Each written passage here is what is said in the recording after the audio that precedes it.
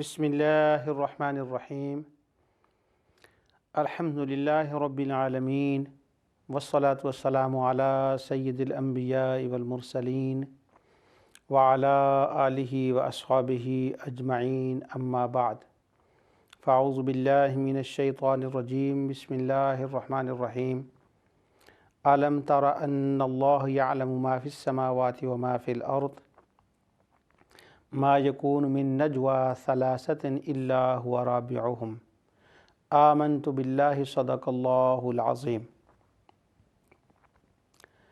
الحمدللہ اللہ تعالیٰ کی عنایت سے اور اس کی رحمت سے پروگرام ازالہ شبہات میں آج مسئلہ حاضر ناظر کے اوپر میں گفتگو کرنے جا رہا ہوں۔ جیسا کہ ناظرین جانتے ہیں کہ وہ شبہات جو شرک کے نام سے بیان کیے جاتے ہیں، ان شبہات کا ازالہ کرنے کے لیے یہ پروگرام جو ہے یہ شروع کیا گیا ہے۔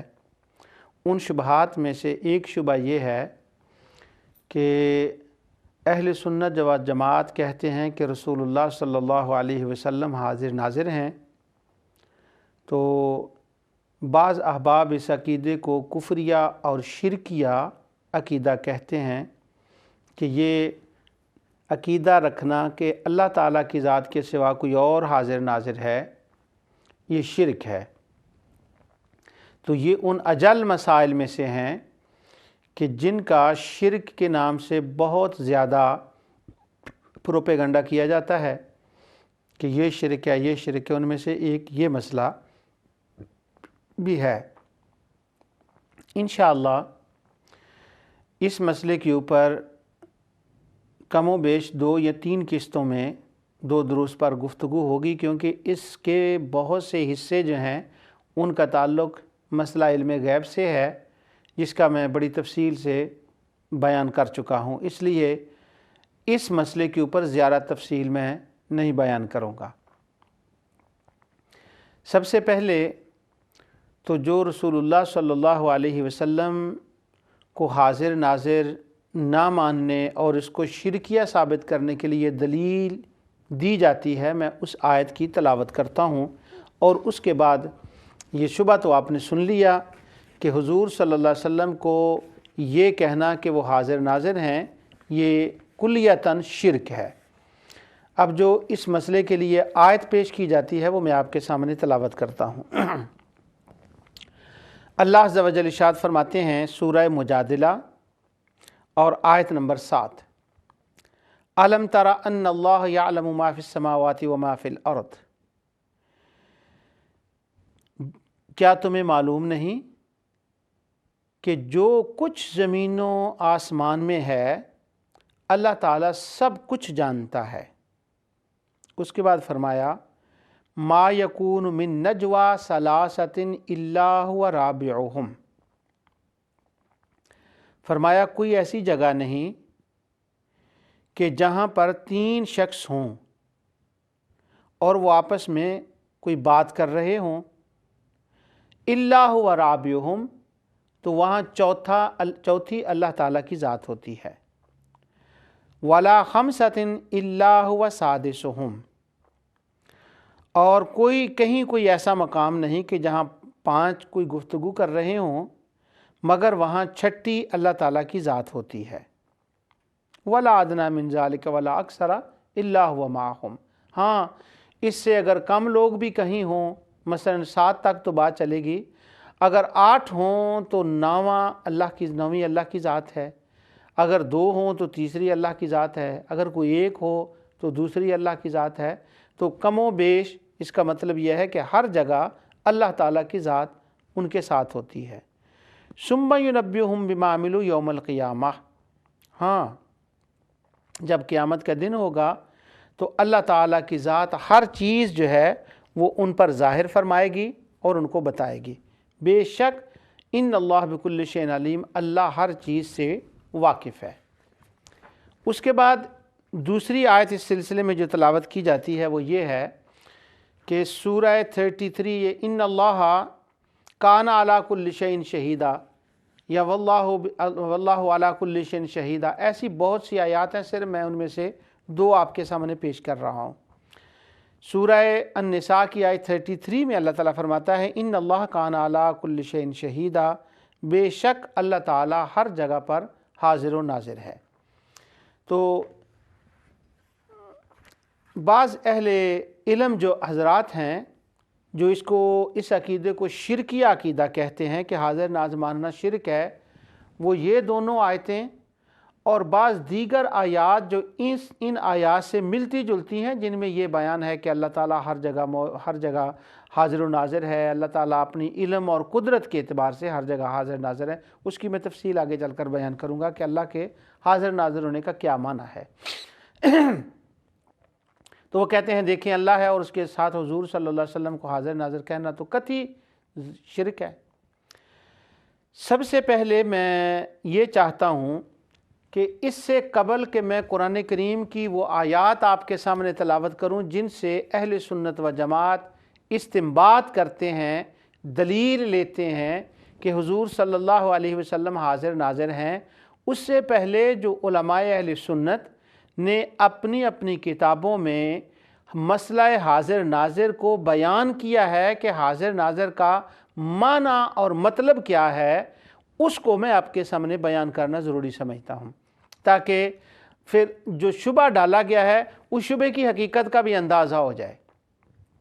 سب سے پہلے میں ہمارے اکابر علماء میں سے حضرت علامہ قبلہ مفتی احمد یار خان نعیمی رحمۃ اللہ تعالی علیہ اپنی کتاب جاء الحق میں اس مسئلہ حاضر ناظر کے اوپر گفتگو اور اس کی جو تعریف ہے کہ کیا معنی ہے حاضر ناظر کا، اس کو بیان کرتے ہوئے فرماتے ہیں کہ اللہ تعالیٰ کی ذات اپنی علم اور قدرت کے ساتھ ساری کائنات میں موجود ہے، علم و قدرت کے ساتھ، اور جو حضور صلی اللہ علیہ وسلم کو حاضر ناظر کہتے ہیں اس کا معنی یہ ہے کہ رسول اللہ صلی اللہ علیہ وسلم اپنی قبر انور میں تشریف فرما ہیں اور حضور صلی اللہ علیہ وسلم اپنی امت اور پورا عالم سارے جہان جو ہے وہ آپ کے سامنے پیش کیا جاتا ہے اور حضور صلی اللہ علیہ وسلم اس کو ملاحظہ فرماتے ہیں، یہ معنی ہے حاضر ناظر کا۔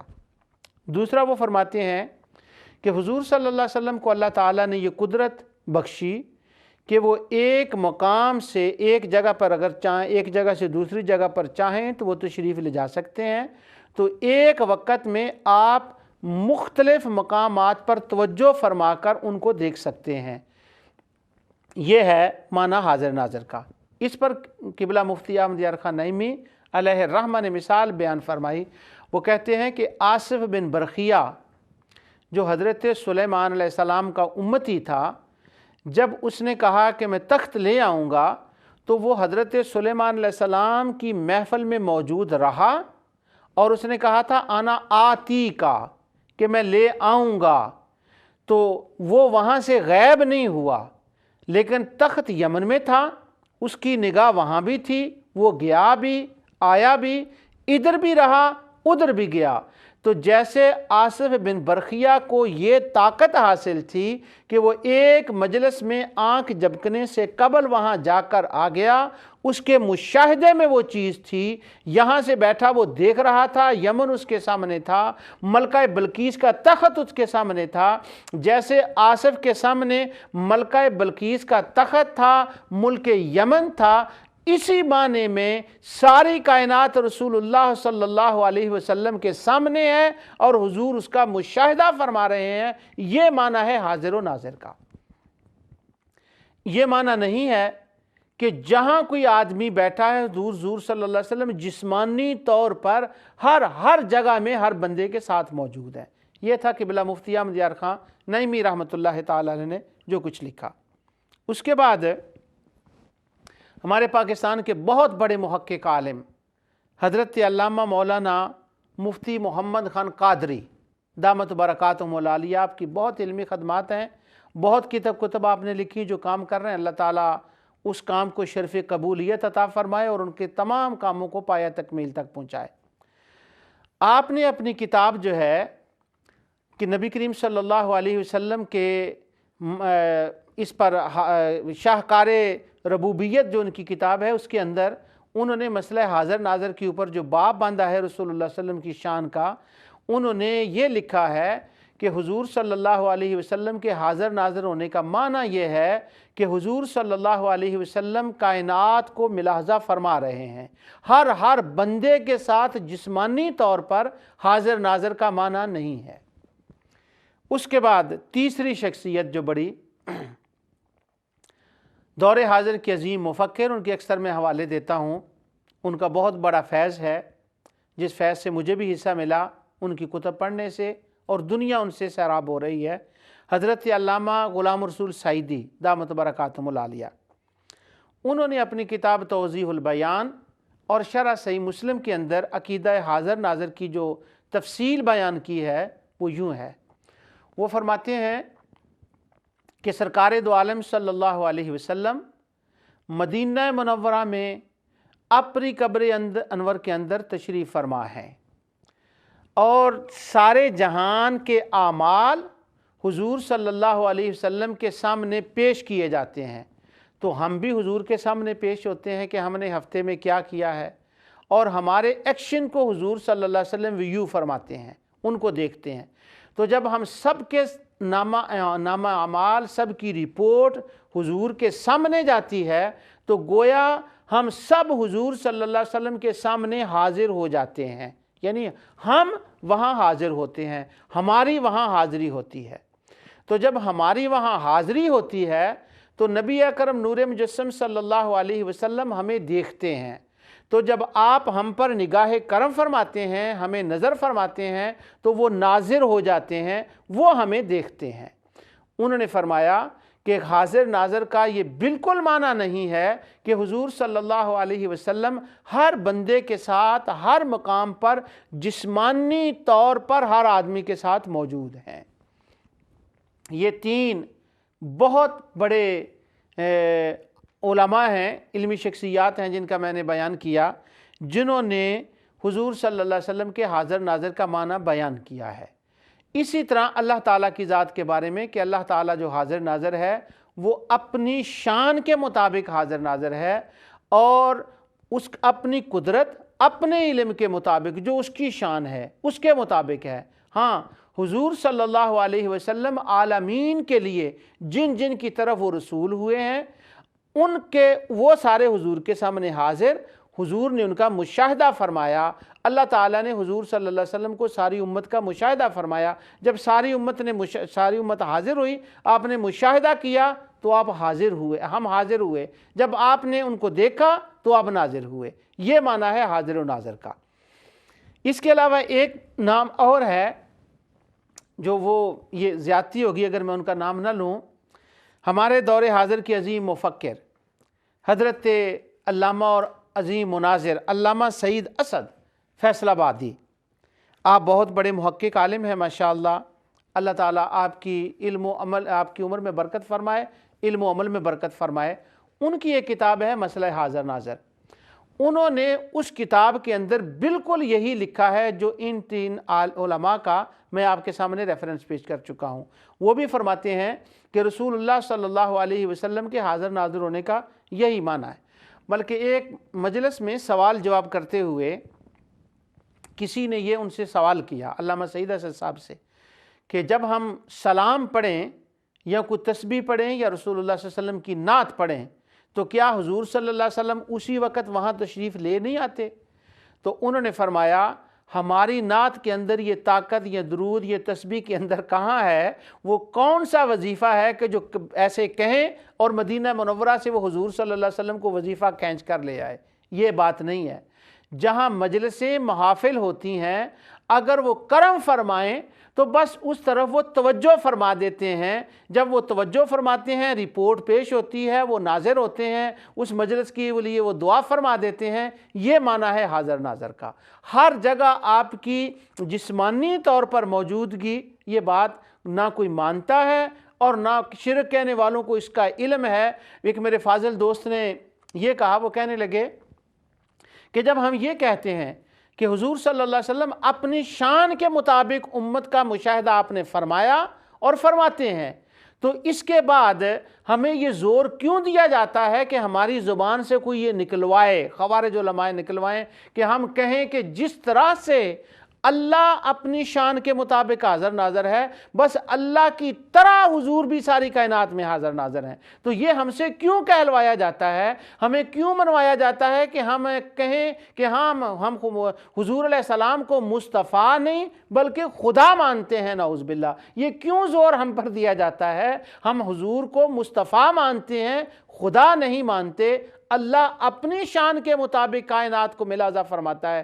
اللہ کی کبھی عدم توجہ نہیں ہوتی اور حضور علیہ السلام کی کبھی عدم توجہ ہو جاتی ہے. کیوں؟ خالق اور مخلوق میں یہ فرق ہے. آپ کا عالم استغراق میں ہے، اللہ رب العزت کے حضور حاضر ہیں، ساری توجہ اس طرف ہے، دوسری طرف توجہ نہیں ہے. اس وقت اس طرف آپ حاضر آپ ناظر نہیں ہیں. لیکن اللہ کی شان یہ ہے کہ اللہ تعالیٰ کی ذات کے اوپر کبھی ایسا ایک لمحہ نہیں آتا. اب حضور صلی اللہ علیہ وسلم کو جو حاضر ناظر کہا جاتا ہے کہ آپ سے کہ حاضر ناظر ہونے پر جن آیات سے استدلال کیا جاتا ہے وہ میں آپ کے سامنے ان آیات کی تلاوت کرتا ہوں. سب سے پہلے سورۃ احزاب کی آیت 46 اللہ تعالیٰ فرماتا ہے یا ایھا النبی انا ارسلناک شاہدا ومبشرا ونذیرا. اے نبی صلی اللہ علیہ وسلم، بے شک ہم نے تم کو بھیجا شاہد اور مبشر بنا کر. شاہد کا کیا معنی ہے کہ ہم نے تمہیں شاہد بنا کر بھیجا؟ میں ساری ڈکشنریوں کو چھوڑتے ہوئے صرف قاضی شوکانی کا ایک جملہ یہاں میں کہہ رہا ہوں، اس سے آگے میں آگے گزر جاؤں گا. قاضی شوکانی اس آیت کی تفسیر میں لکھتے ہیں کہ شاہد کا معنی ہے شاہد علی امتک، کہ تو اپنی امت کے اوپر گواہ ہے. اور امت کا معنی ہے قیامت تک جو امت آنے والی ہے ان کے اعمال کے اوپر تو گواہ ہے کہ وہ کیا کیا کر رہے ہیں. تو جب حضور صلی اللہ علیہ وسلم اعمال کو ملاحظہ فرما رہے ہیں، اعمال کو دیکھ رہے ہیں، ایمان کو دیکھ رہے ہیں، ہمارے سارے معاملات کو دیکھ رہے ہیں، آپ کے سامنے جب پیش کیے جاتے ہیں اور قیامت کے دن آپ اس کی گواہی دیں گے تو آپ ناظر ہوئے، جب ہم ان کے سامنے گئے تو وہ حاضر ہوئے. تو قاضی شوکانی کہتے ہیں کہ شاہدن کا معنی ہے علی امت کا، کہ رسول اللہ صلی اللہ علیہ وسلم ساری امت کے اوپر شاہد اور گواہ ہیں.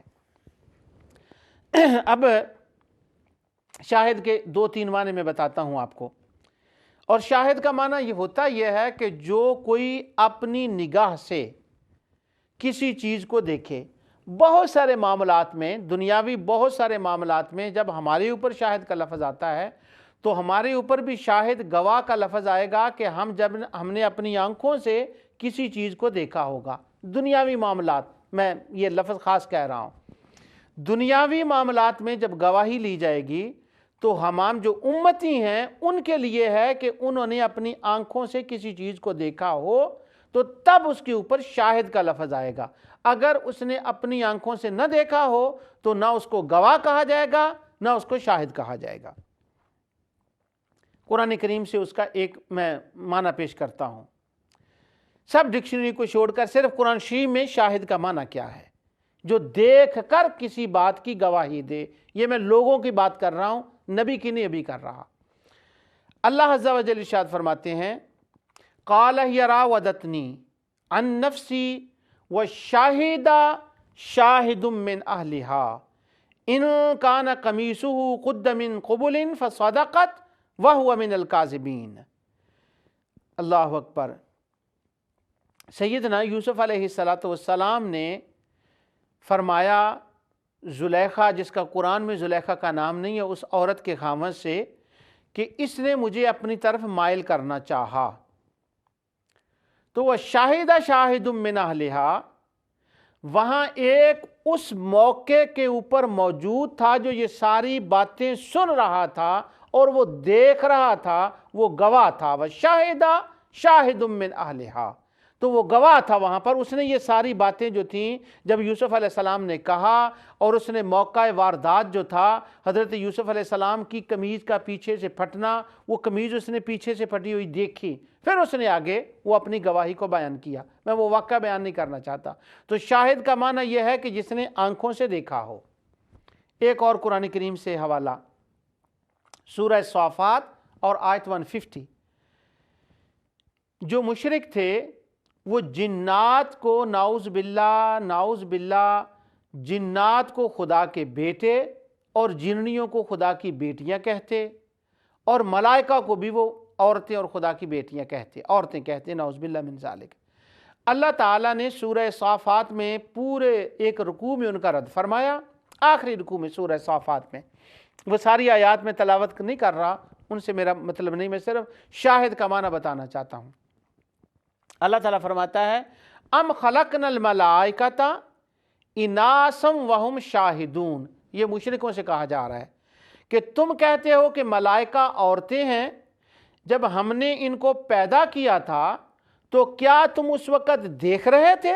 اس وقت وہاں موجود تھے؟ تو موجود اور دیکھنے کا معنی شاہد ہے کہ تم دیکھ رہے تھے کہ ہم نے ان کو عورتیں بنایا ہے۔ ملائکہ کو تم نے کبھی دیکھا نہیں، جنات کو کبھی تم نے دیکھا نہیں، وہ تو انویزیبل غیب چیزیں ہیں، ادھر بھی تم نے کبھی نہیں دیکھا۔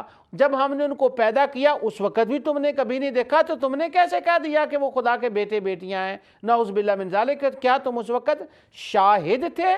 تو شاہد کا معنی ہوتا ہے آنکھوں سے دیکھنا، موجود ہونا، یعنی کیا تم اس وقت موجود تھے؟ مشرکین نے بہت سی چیزیں سورہ انعام کے اندر ہے خود حرام کر لی کہ یہ چیز حرام ہے، عمر بن لوہی کے کہنے پر۔ تو اللہ تعالیٰ نے فرمایا قُلْ هَلُمَّ شُهَدَاءَكُمُ الَّذِينَ، اللہ اکبر، کہ کیا تم اس وقت موجود تھے؟ یشہدون ان اللہ حرم ھذا، کیا تم اس وقت گواہ تھے، دیکھ رہے تھے جب ہم نے ان چیزوں کو حرام کیا؟ تو شاہد کا گواہ کا مطلب ہے کوئی چیز دیکھنا اور دیکھ کر اس کی گواہی دینا۔ یہ عام لوگوں کے لیے یہ قاعدہ بیان ہوا ہے۔ نبی اکرم نور مجسم صلی اللہ علیہ وسلم کے لیے جب یہ لفظ قرآن میں آیا ہے، اب گواہ کا شاہد کا معنی آپ کو سمجھ میں آ گیا کہ وہ موقع پر موجود ہو اور وہ دیکھے، اس کو شاہد کہا جاتا ہے۔ لوگوں کے لیے دنیاوی معاملات میں، دینی معاملات میں نہیں، دینی معاملات سے میری مراد ایمان ہے۔ اب ہم کہتے ہیں، ہم گواہی دیتے ہیں اللہ ایک ہے، ہم نے اللہ کو نہ دیکھا نہ اس کے ہاں موجود ہوئے۔ اللہ تو ہر جگہ موجود ہے اپنی شان کے مطابق، علم و قدرت سے، تو ہم نے اللہ کو دیکھا نہیں، بغیر دیکھے ہم گواہی دے رہے ہیں۔ ہم نے کہا ہم گواہی دیتے ہیں فرشتے ہیں، ہم شاہد ہیں فرشتے ہیں، لیکن کیا ہم نے دیکھا؟ نہیں۔ ہم گواہی دیتے ہیں کہ رسول اللہ صلی اللہ علیہ وسلم اللہ کے رسول، ہم نے دیکھا نہیں۔ ہم قیامت کی گواہی دیتے ہیں، جنت کی گواہی دیتے ہیں، ان ساری ایمان والی چیزوں کی گواہی دیتے ہیں پر بن دیکھے۔ جب ایمان کی گواہی کی بات آئے تو نبی کی اور امتی کی گواہی میں یہ فرق ہوتا ہے، امتی دنیاوی معاملات میں دیکھ کر گواہی دیتا ہے، مگر ایمان کی باتوں میں وہ بن دیکھے گواہی دیتا ہے، اور نبی وہ ہوتا ہے جو ایمان اور دین کے معاملے میں بن دیکھے گواہی نہیں دیتا، وہ دیکھ کر گواہی دیتا ہے۔ اس لیے اللہ تعالیٰ نے فرمایا اِنَّا أَرْسَلْنَاكَ شَاهِدًا، ہم نے گواہ بنا کر اور شاہد بنا کر بھیجا۔ کس چیز کے گواہ ہیں؟ یہ مطلق چھوڑ دیا گیا ہے، وہ اللہ کے بھی گواہ ہیں، وہ ملائکہ کے بھی گواہ ہیں، وہ قیامت کے دن کے بھی گواہ ہیں، وہ عذاب قبر کے بھی گواہ ہیں۔ یعنی حضور نے جو گواہی دی ہے ان چیزوں کی، وہ ہماری طرح سن کر نہیں گواہی دی، بلکہ مصطفیٰ نے دیکھ کر گواہی دی ہے۔ اب قیامت کے دن جب حضور علیہ السلام ہمارے ایمان کی گواہی دیں گے، پہلی امتوں کی گواہی دیں گے، تو حضور علیہ السلام بھی دیکھ کر جان کر گواہی دیں گے، جیسے آپ نے ملائکہ کی گواہی دی ہے۔ آپ نے ملائکہ کا مشاہدہ کیا، ان کو دیکھا، آپ ان کے گواہ ہو گئے، ان کے لیے شاہد ہو گئے۔ جیسے ان کے لیے شاہد ہیں، اسی طرح مصطفیٰ امت کے لیے شاہد ہیں۔ اب اگلی آیت اس کے بعد میں تلاوت کر رہا ہوں۔ اللہ تعالیٰ ارشاد فرماتا ہے وَكَذَلِكَ جَعَلْنَاكُمْ، उम्मतम वसतल लितकूनु शुहदा अलन्नास, और इसी तरह हमने तुमको उम्मत वस्त बनाया ताकि तुम लोगों पर गवाह हो।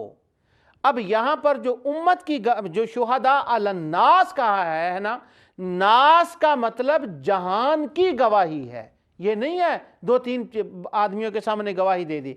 गुज़श्ता दिनों में मैं एक चैनल पर देख रहा था, एक साहब इस आयत की तिलावत कर रहे थे, तो उन्होंने कहा कि शुहदा अलन्नास, जो उम्मत है लितकून शुहदा अलन्नास, उम्मत जो शुहदा होगी, गवाह होगी लोगों के ऊपर, वो गवाही इस बात की देगी कि हम गवाही दे रहे हैं कि अल्लाह एक है, हम गवाही दे रहे हैं कि रसूल अल्लाह के रसूल थे, फरिश्तों के हम गवाही दे रहे हैं, तो अपने ईमान की वो गवाही देंगे। तो उन साहब की यहाँ पर बहुत ज़बरदस्त गलती थी, इस आयत का ये माना कतई नहीं है। इसका मैं आगे बयान करता हूँ। यहाँ एक लफ्ज़ है, उसको मैं ज़रा बयान कर दूँ, मेरा बहुत दिल चाह रहा है कि मैं इसके ऊपर थोड़ी मैं 2 लफ्ज़ कह दूँ। उम्मत वस्त, वस्त उम्मत किसको कहते हैं? यानी उम्मत दरमियानी उम्मत। इसका ये माना नहीं है कि हमसे पहले जो उम्मतें थी एक तो हम उम्मत हो गए और हमारे बाद को उम्मत आएगी तो हम दरमियानी उम्मत बन गए, ये नहीं, बल्कि इसका माना है एतदाल वाली उम्मत। हर चीज़ में एतदाल है। एतदाल किस माने में? अफरात और तफरीत से पाक। अफरात का ये मतलब होता है कि कोई आदमी अल्लाह ताला की ज़ात के बारे में अफरात करे। अफरात यूँ है कि वो 3 खुदा मान ले या 80 करोड़ खुदा मान ले। एक मज़हब ऐसा भी है जिनके 80 करोड़ खुदा हैं, नाउज़ बिल्लाह मिन ज़ालिक। कोई खुदाओं को बड़ी तादाद में मान ले, ये अफरात है। और कोई बिल्कुल खुदा का इनकार कर दे, ये तफरीत है, जैसे एसीएस करते हैं। और वस्त क्या है? ना बहुत खुदाओं को माना, ना बिल्कुल खुदा का इनकार किया, बल्कि दरमियान में रहकर अल्लाह को सिर्फ एक माना, ये इत्दाल है। ये सिर्फ मैंने एक मिसाल दी। वयकून रसूल अलैकुम शहीदा, अल्लाह ताला फरमाता है तुम लोगों पर गवाह होगे, हमें उम्मतियों को हुक्म हो रहा है, और तुम्हारे ऊपर रसूल गवाह होंगे। इसकी तफसीर में सब मुफस्सिरीन ने जो लिखा है उन सब को छोड़कर मैं सिर्फ काजी शौकानी की जो फतुल कदीर में इस आयत की तफसीर में उन्होंने लिखा है वो आपके सामने इख्तिसार की वजह से पेश कर रहा हूँ। वो यूँ है कि क़यामत के दिन तमाम अंबिया अलैहिमुस्सलातु वस्सलाम जब ये अल्लाह के हुजूर अर्ज़ करेंगे कि हमने तेरा पैगाम इन तक पहुँचाया, तो वो इनकार करेंगे।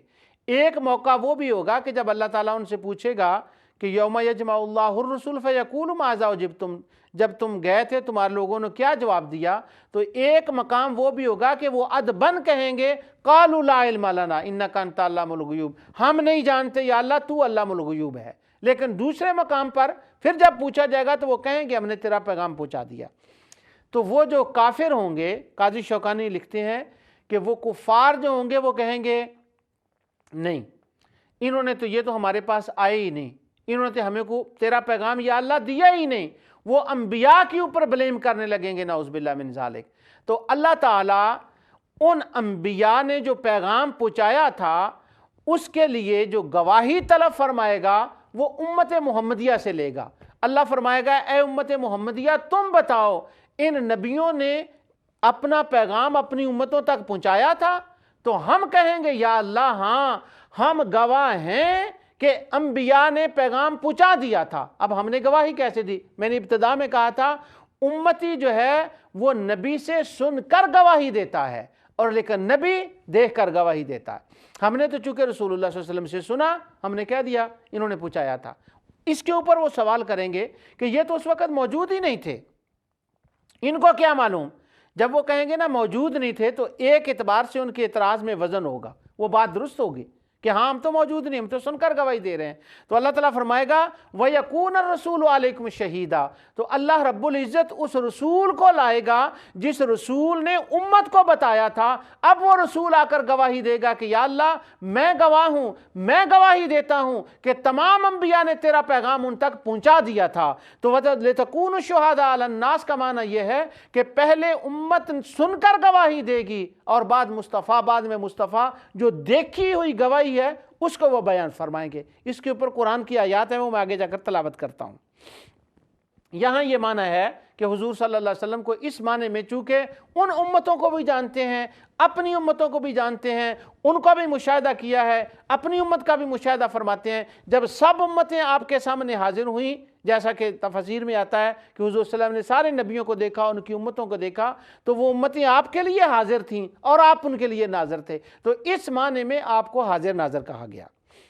اس کے بعد جن آیات سے استدلال کیا جاتا ہے کہ حضور صلی اللہ علیہ وسلم ہمیں دیکھتے ہیں، جانتے ہیں ہم کیا کر رہے ہیں، ہم سے غافل نہیں ہیں، ہم ان کے سامنے حاضر ہیں، وہ ہمارے اوپر ناظر ہیں۔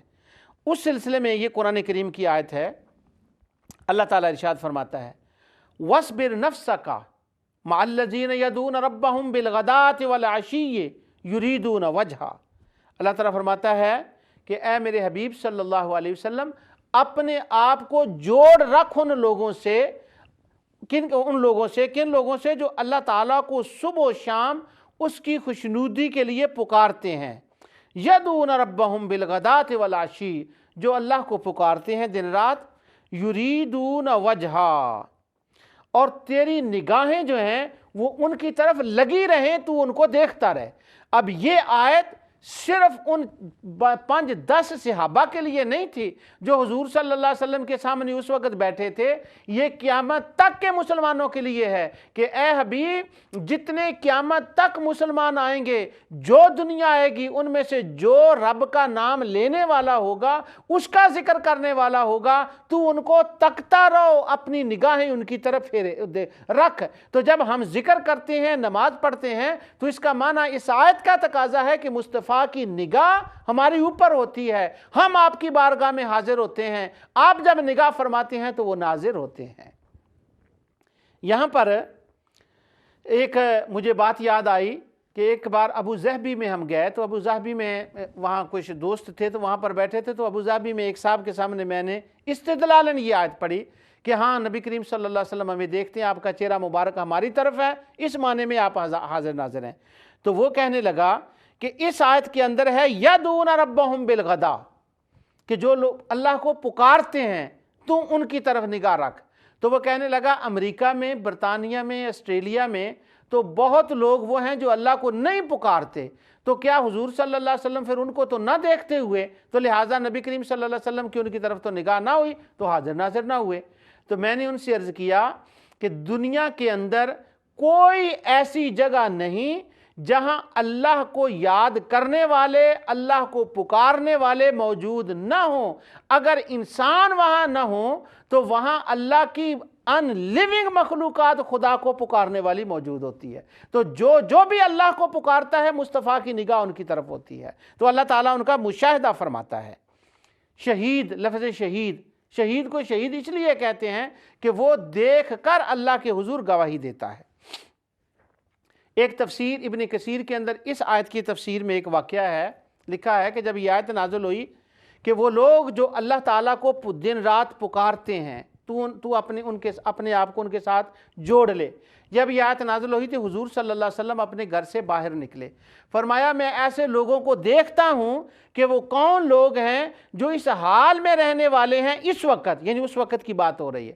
تو جب حضور باہر تشریف لائے تو آپ گلی میں گئے تو وہاں کچھ صحابہ تھے، ان کے بال بکھرے ہوئے تھے اور پرانے کپڑے انہوں نے پہنے ہوئے تھے، وہ اللہ تعالیٰ کا ذکر کر رہے تھے۔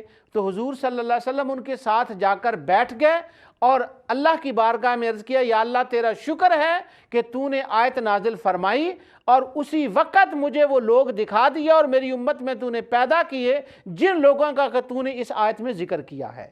تو ایسے وہ لوگ جو اللہ والے زیادہ ہوں، ان کی طرف ہر وقت نگاہ مصطفیٰ رہتی ہے۔ باقی رہا یہ مسئلہ کہ جو اللہ کا ذکر نہیں کرنے والے، اس آیت میں یہ ہے کہ ان کی طرف محبت اور کرم کی نگاہ ہے۔ یہ معنی نہیں ہے کہ دوسروں کی طرف نگاہ نہیں ہوتی، یعنی ان کی طرف محبت کی نگاہ رکھ۔ جیسے قرآن میں اللہ تعالیٰ سورہ محمد کے اندر آیت 11 میں فرماتا ہے ذالک بان اللہ مولی الذین آمنوا، اللہ تو مولا ہے مومنین کا، وَأَنَّ الْكَافِرِينَ لَا مَوْلَى لَهُمْ، اور اللہ کافروں کا مولا نہیں ہے۔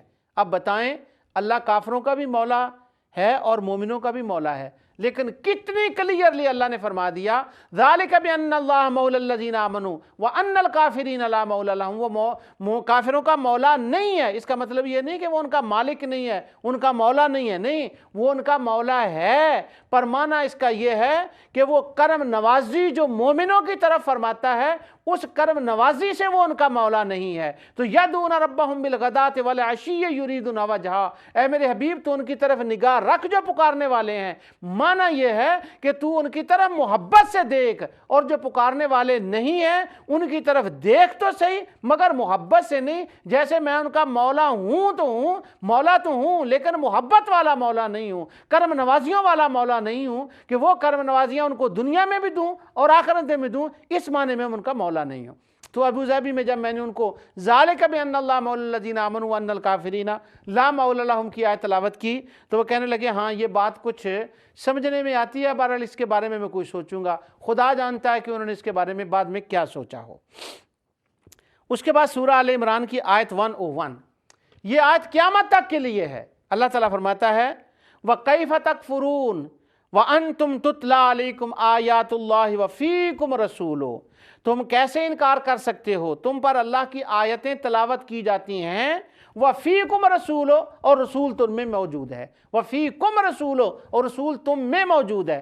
تو ہم پر اللہ کی آیتیں بھی تلاوت کی جاتی ہیں اور رسول بھی ہم میں موجود ہے، اپنی اس شان کے مطابق جو شان اللہ عز و جل نے ان کو عطا فرمائی ہے۔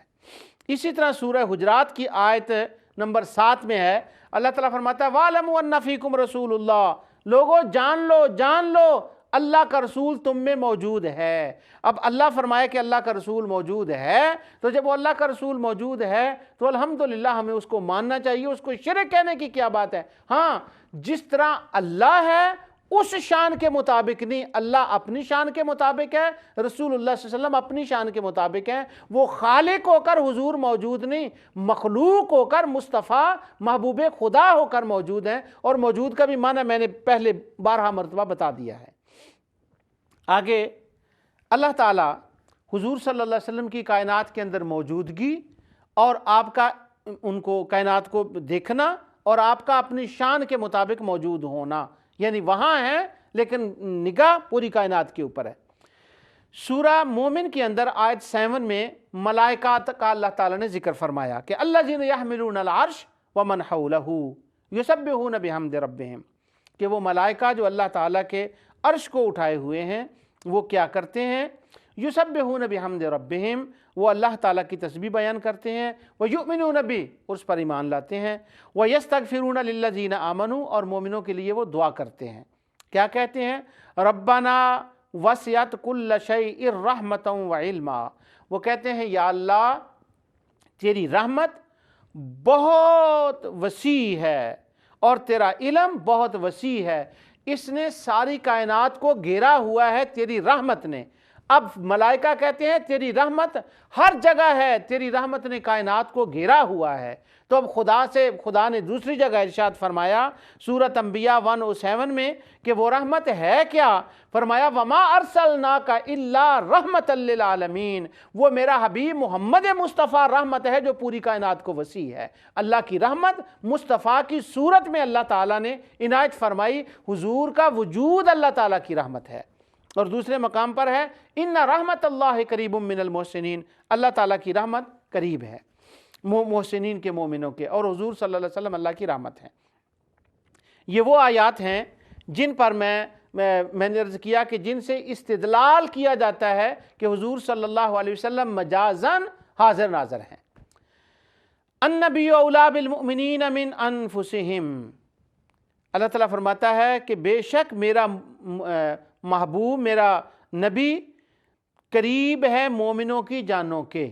اچھا یہاں جو ہے نا قریب کا معنی النبی اولی بالمؤمنین، یہاں لفظ ہے اولا، اولا لفظ ہے تو بہت سارے لوگوں کو یہاں اولا کے معنی میں ویسے وہ کہتے ہیں، اچھا ایک اولا کا معنی ہوتا ہے تصرف کرنے والا، کہ جو چاہے وہ کرے، وہ طاقت ہے اس کے اندر، وہ تصرف کر لے۔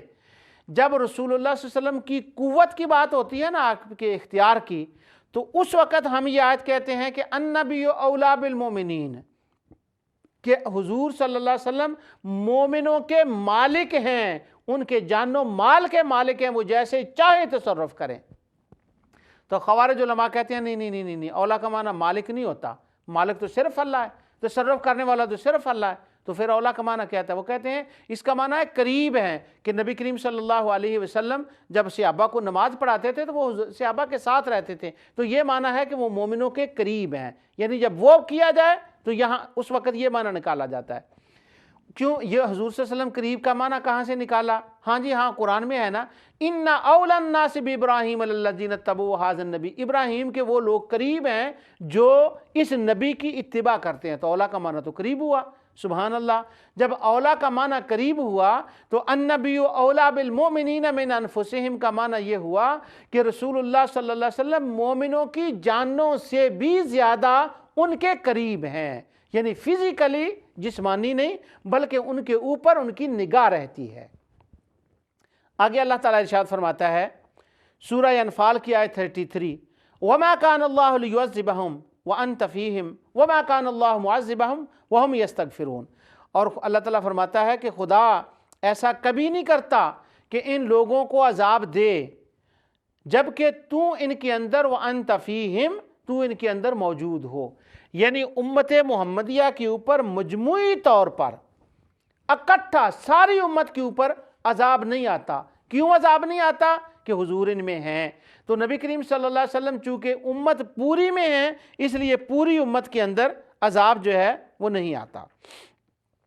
حضور صلی اللہ علیہ وسلم کے حاضر ناظر ہونے کی ایک تمثیل علماء دیتے ہیں، وہ کہتے ہیں کہ اللہ تعالیٰ نے حضور صلی اللہ علیہ وسلم کے بارے میں جو فرمایا ہے نا، وَدَاعِيًا إِلَى اللَّهِ بِإِذْنِهِ وَسِرَاجًا مُنِيرًا، کہ وہ سراج منیر ہیں، چمکتا ہوا چراغ، سورج ہے چمکتا ہوا، تو سورج کہیں ہے اور مقام پر ہے سورج، لیکن اس کی شعائیں کہاں تک ہیں؟ پوری دنیا میں ان کی شعائیں جاتی ہیں۔ اسی طرح حضور صلی اللہ علیہ وسلم جیسے سورج کی مثال ہے کہ اللہ تعالیٰ فرماتا ہے حضرت سورہ نوح کے اندر کہ وَجَعَلَ الْقَمَرَ فِيهِنَّ نُورًا وَجَعَلَ الشَّمْسَ سِرَاجًا، کہ بے شک ہم نے بنایا قمر کو اور سراج کو نور اور چمکتا ہوا سورج کو چمکنے والا بنایا، چمکتا ہوا چراغ بنایا، تو اب سورج جو ہے اس کو سراج فرمایا۔ اسی طرح نبی کریم صلی اللہ علیہ وسلم کو وَدَاعِيًا إِلَى اللَّهِ بِإِذْنِهِ وَسِرَاجًا مُنِيرًا، ان کو اللہ تعالیٰ نے سراج منیر فرمایا، یعنی ہیں وہ مدینے میں لیکن آپ کی نگاہیں پوری دنیا میں ہیں، جس طرح سورج کسی اور مقام پر ہے پر اس کی شعائیں پوری دنیا میں ہیں، اسی طرح رحمت للعالمین کی رحمت للعالمینی پوری دنیا میں ہے، ان سب کو ملاحظہ فرما رہے ہیں، ان کے اوپر وہ ناظر ہیں۔ آگے ایک جو علماء استدلال کرتے ہیں اس مسئلے کے اوپر وہ یہ ہے کہ اللہ تعالیٰ فرماتا ہے، یہ قرآن کریم میں بہت سے مقامات پر ہے لیکن میں صرف ایک آیت پڑھتا ہوں، میرا خیال میں قرآن کو اگر کھولے تو شاید ہر صفحے کے اوپر آپ کو یہ الفاظ نظر آتے ہیں، وَإِذْ، اور اس کا مطلب ہوتا ہے وَإِذْ قَالَ رَبُّكَ لِلْمَلَائِكَةِ إِنِّي جَاعِلٌ فِي الْأَرْضِ خلیفہ، اللہ تعالیٰ فرماتا ہے یاد کرو اس وقت کو، اذکر، اس کے اندر اذکر ہوتا ہے، یاد کرو اس وقت کو کہ جب تیرے رب نے یہ ملائکہ سے فرمایا کہ بے شک میں ایک خلیفہ بنانے والا ہوں۔ اب یاد کرو، تو یاد کس چیز کو کیا جاتا ہے؟ جس کا پہلے علم ہو لیکن اس سے ذرا توجہ اس طرف ہو، ہٹی ہوئی ہو، یا توجہ بھی ہو اور اس کو دوبارہ یاد کرانا مقصود ہو کسی بات کی وجہ سے، اس کو کہا جاتا ہے اذ۔ اب اللہ تعالیٰ نے فرمایا وَإِذْ نَجَّيْنَاكُم مِّنْ آلِ فِرْعَوْنَ، یاد کرو اس وقت کو جب ہم نے موسیٰ علیہ السلام کو اور ان کی قوم کو فرعون سے نجات عطا فرمائی، یاد کرو، وہ ہزاروں سال پہلے ہو چکا ہے لیکن اللہ فرما رہا ہے یاد کرو۔ تو یاد کرو کیوں کہا جا رہا ہے؟ اس لیے کہ اصل میں حضور اس دنیا میں آنے سے پہلے عالم ارواح میں ان سارے معاملات کو دیکھ رہے تھے، ان کا مشاہدہ فرما رہے تھے، چونکہ وہ شاہد تھے، اس لیے اللہ تعالیٰ ان کو فرما رہا ہے کہ یاد کرو اس وقت کو جب اللہ تعالیٰ نے ملائکہ سے کہا، یاد کرو اس وقت کو۔ اس آیت سے بھی پتہ چلتا ہے کہ جو پہلے وقت گزر گئے ہیں مصطفیٰ ان وقتوں کے بھی شاہد ہیں، اور جو قیامت تک آنے والے ہیں مصطفیٰ ان وقتوں کے بھی شاہد ہیں۔ اور قرآن میں جب انا ارسلناک شاہدن کہا ہے تو مطلق شاہد کہا ہے، یہ کوئی اس کی تخصیص نہیں کی کہ اس چیز کے شاہد ہیں اس چیز کے شاہد نہیں، مطلق شاہد کا ہے۔ جب اس مالک نے ان کو مطلق شاہد اور گواہ بنا دیا ہے، دیکھنے والا، نظر فرمانے والا بنا دیا ہے، تو ہمیں اس مالک کی اس کرم پر ہمیں کیا اعتراض ہے؟ ہم اس کو شرک کے معنی میں کیوں لے لیں؟ ہاں، شرک تب بنتا ہے کہ نعوذ باللہ من ذالک جب وہ اللہ کی طرح اس کو مانا جائے۔ ایک آیت اور ہے کہ وَإِذْ أَخَذَ اللَّهُ مِيثَاقَ النَّبِيِّينَ، اللہ تعالیٰ فرماتا ہے دنیا میں آنے سے پہلے کہ یاد کرو اس وقت کو کہ جب میں نے تمام انبیاء سے تیرے لیے وعدہ لیا تھا کہ جب یہ محمد رسول اللہ صلی اللہ علیہ وسلم دنیا میں آئیں گے تو ان پر ایمان لانا، ان کی تصدیق کرنا۔ اس وقت کو یاد کرو۔ اب عالم ارواح کا یاد کرایا جا رہا ہے، حضرت آدم کا، حضرت موسیٰ کا، ہر جگہ کا یاد کرایا جا رہا ہے۔ تو اس کا معنی یہ ہے کہ رسول اللہ صلی اللہ علیہ وسلم ان سارے معاملات کو جانتے تھے اور ان کے اوپر شاہد تھے۔ اب بعض جو اہل علم خوارج ہیں ان کے ذہن میں بعض سوالات اٹھ رہے ہیں کہ یہ کہہ رہا اس وقت بھی تھے، اس وقت بھی تھے، حالانکہ قرآن میں تو آتا ہے وَمَا كُنْتَ لَدَيْهِمْ إِذْ يُلْقُونَ کہ تم فلاں وقت نہیں تھے۔ وہ انشاءاللہ میں اگلی نشست میں تمام آیات جو ہیں وہ پڑھوں گا، لیکن اگر کوئی اس نشست کو نہ سنے تو کم از کم اتنا ضرور ذہن میں رکھ لے کہ وَمَا كُنْتَ لَدَيْهِمْ کے مخاطب حضور ہی ہے، کہ اللہ حضور کو ہی فرما رہا ہے کہ تو نہیں دیکھ رہا۔ یا قوم بھی ہو سکتی ہے، یا امت بھی ہو سکتی ہے، یا کوئی اور بھی ہو سکتا ہے۔ آگے سنیے، کہتے ہیں کہ ایسے بہت سے مقامات پر نگاہ میں رکھنا یہ صرف اللہ کی شان ہے، اور کوئی اس کو اپنی نگاہ میں نہیں رکھ سکتا، دیکھ نہیں سکتا۔ اگر یہ مان لیا جائے کہ اللہ تعالیٰ کی ذات کے سوا کوئی اور بہت سے مقامات کو دیکھ رہا ہے، با یک وقت دیکھ رہا ہے، ملاحظہ کر رہا ہے، اس کے سامنے حاضر ہے سارا اور وہ اس کے اوپر ناظر ہے، یہ شرکیہ عقیدہ ہے۔ اللہ کے سوا یہ چیز، یہ قوت کسی کو حاصل نہیں۔ ہاں، ذاتی اصلاً اللہ کے سوا کسی کو حاصل نہیں، مگر اللہ چاہے تو اپنی مخلوق میں سے کسی کو عطا فرما دے۔ وہ سخی ہے اور وہ سب سے بڑا سخی ہے۔ جب وہ سخاوت فرماتا ہے تو وہ اپنی شان کے مطابق سخاوت فرماتا ہے۔ یہاں یہ اس آیت کی میں متعدد بار مختلف طریقوں سے تلاوت کر چکا ہوں، آج میں اس آیت کی اور اس طرح سے تلاوت کر رہا ہوں۔ سورہ سجدہ کی آیت ہے، اور طرح کا معنی نہیں کہ میں بدل کر تلاوت کر رہا ہوں آیت کی، نہیں، اس کا مطلب یہ ہے کہ کسی اور معنی میں اس کا معنی میں لے رہا ہوں میں۔ اللہ تعالیٰ فرماتا ہے قُلْ يَتَوَفَّاكُمْ مَلَكُ الْمَوْتِ الَّذِي وُكِّلَ بِكُمْ ثُمَّ إِلَىٰ رَبِّكُمْ تُرْجَعُونَ، تم فرما دو کہ ملک الموت تم کو موت دیتا ہے۔ میں اشارہ کر دوں موت دینے والا اللہ ہے، مگر مجازاً ملک الموت کو کہا جا رہا ہے، وہ تم کو موت دیتا ہے، اور وہ تمہاری اوپر مقرر ہے اللہ تعالیٰ کی طرف سے، تم سب نے اسی کی طرف جانا ہے۔ ملک الموت روحیں قبض کرتا ہے، اس کے ساتھ اور ملائکہ بھی ہوتے ہیں جب وہ حاضر ہوتے ہیں، لیکن اس آیت میں صرف ملک الموت کا ذکر ہے۔ جو ایک خوارج ہیں، جب ان کو یہ کہا جائے نا حاضر ناظر کے معاملے میں یہ آیت دلیل دی جائے، ویسے وہ احادیث کو نہیں مانتے، پر جب اس آیت کو مانتے ہیں، اس آیت کی بات ہوتی ہے تو کہتے نہیں اور ملائکہ بھی ہوتے ہیں، والملائکۃ باسطوا ایدیہم، اور ملائکہ بھی ساتھ ہوتے ہیں۔ ہاں، ساتھ ہوتے ہیں، پر اصل وفات دینے والا تو ملک الموت ہے۔ یہ تو قرآن میں کہیں نہیں ہے کہ ملک الموت جو ہے وہ اس کا عدم علم تو کہیں نہیں کہا گیا۔ بہت سے ملائکہ کو تو ملک الموت نہیں کہا گیا، ایک کو ہی کہا گیا، یہی موت دیتا ہے۔ ہاں، اس کے ساتھ معاون ہوتے ہیں، اس وقت حاضر ہوتے ہیں۔